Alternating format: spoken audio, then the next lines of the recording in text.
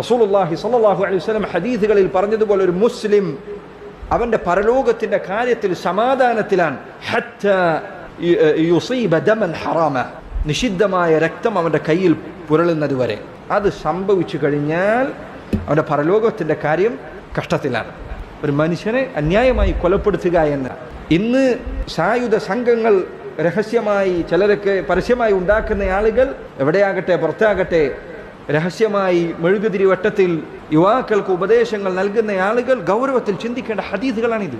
ഇന്ന് നീ മുസ്ലിം അല്ലാത്ത ആളുകൾ കരാറിലേർപ്പെട്ട അമുസ്ലിമീങ്ങളെ വധിക്കുന്നതിന് വേണ്ടി കൽപ്പന കൊടുക്കും.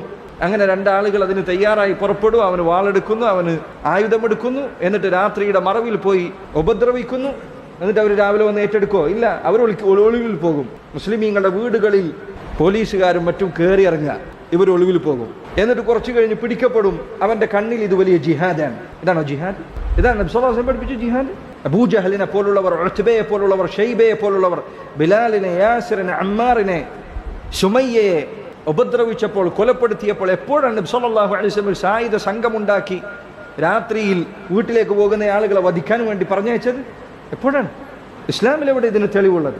അതുകൊണ്ട് മനുഷ്യരുടെ രക്തത്തിന്റെ കാര്യമെന്നത് ചെറിയ കാര്യമല്ല, അവരുടെ ജീവന്റെ കാര്യമെന്നത് ചെറിയ കാര്യമല്ല. അള്ളാഹുവിന്റെ മുൻപിൽ എന്തു മറുപടിയാണ് ഈ പറയുന്ന കാര്യങ്ങൾക്ക് സംഭവിച്ചു ഞാൻ പറയാനുള്ളത്?